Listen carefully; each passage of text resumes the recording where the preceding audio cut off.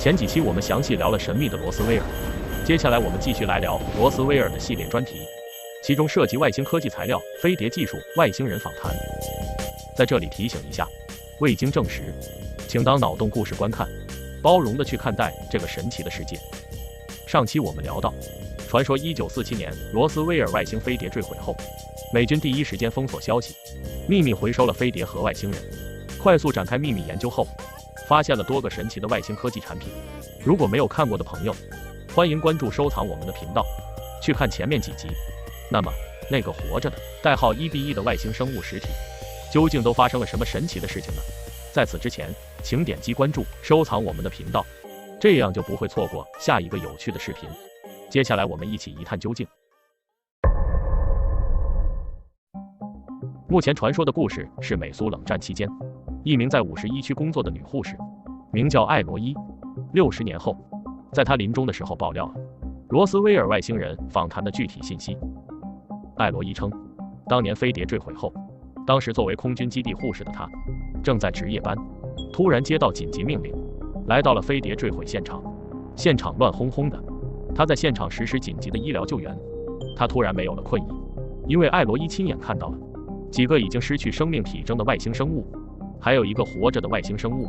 当时在场的人员中，没人能和这个外星人交流。然而就在艾罗伊给外星人检查伤情的时候，他惊讶地发现这个外星人一直在盯着自己，他心里很是不解。突然间，他脑海里产生了许多画面，而那些画面正解答了艾罗伊的疑问。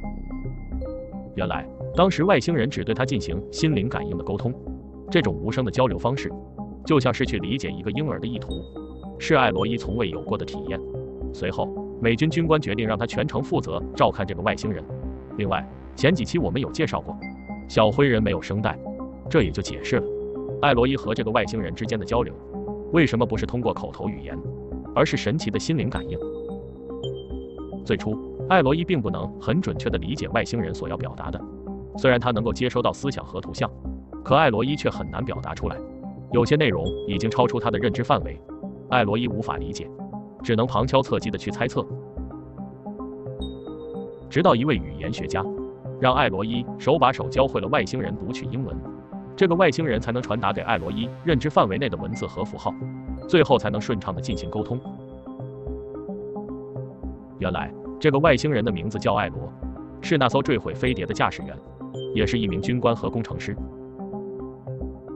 随后美国军方让艾罗伊协助沟通，对外星人艾罗进行了问卷调查。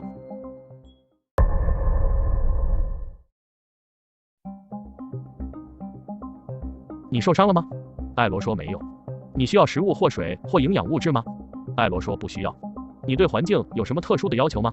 比如空气、温度、大气成分、压力等等。艾罗说不需要。你的政府知道你在这里吗？艾罗说他的政府不是在这个时空。你的其他同类会来寻找你吗？艾罗说是。你们的人来营救你需要多久？艾罗说几分钟或者几个小时。我们怎样做才能让他们明白我们对你没有任何伤害的想法？艾罗说读取你们的思想。你的人使用的是什么性能的武器？艾罗说非常具有破坏性。你的太空飞船因为什么而坠毁？艾罗说是在大气中的一次放电击中了飞船，而导致我们失去了控制。为何你的飞船会出现在这个区域呢？艾罗说为了对核武器进行调查。你们的太空船是怎么飞行的？艾罗说是通过心智进行控制，用思想的指令。你们的人之间是怎么样交流的？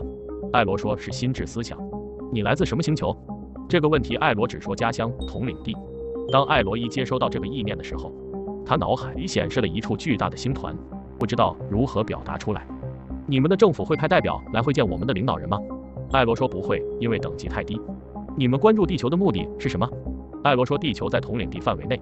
你对于美国军队有没有哪些了解？艾罗说有一些了解。为何你们一直不让地球人知道你们的存在呢？艾罗说是守护、观察、不接触、不介入人类的发展。你们的人曾经拜访过地球吗？艾罗说是周期性的。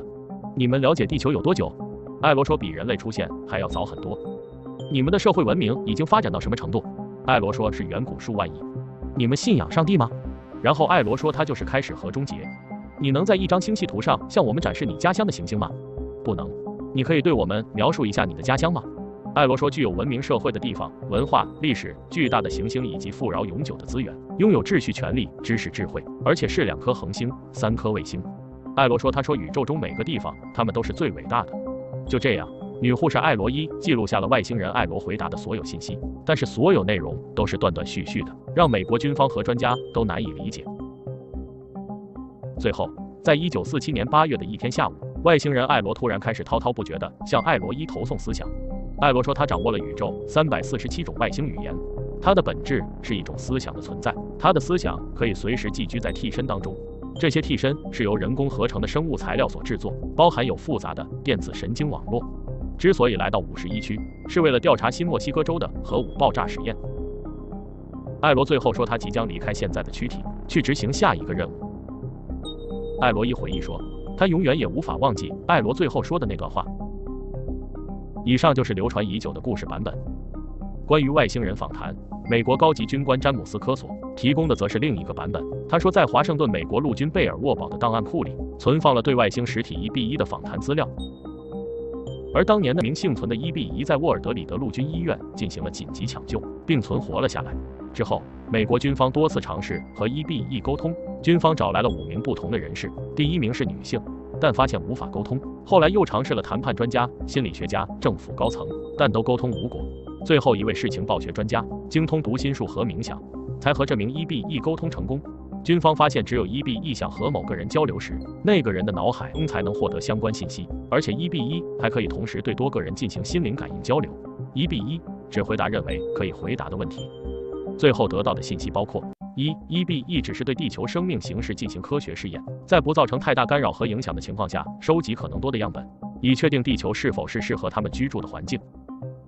1B1并不干涉地球事务，不干涉地球上人类的任何行为，包括人类进行的核试验。1B1并不是唯一到访地球的地外生命，他们认为地球已经受到了一种或多种地外生命的渗透，其他任何地外生命对地球造成的影响和他们无关。可以看出，詹姆斯·科索爆料的版本中，1B1只回答了3个问题，而且很快的，这名1B1在5天后就死了。到这里，拥有美国情报部门和国家安全部门双重身份的高级军官詹姆斯·科索的一系列爆料就结束了。相信随着时间的推移，一定会被揭开神秘的面纱。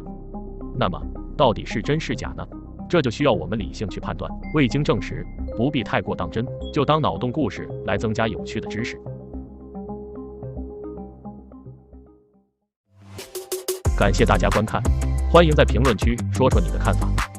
如果觉得我们的视频不错，记得关注我们，你的订阅和关注就是我们继续做下去的动力。长按点赞也能让我们做出更好的视频。在这里真诚的感谢每一位支持我们的朋友，我们下期视频再见。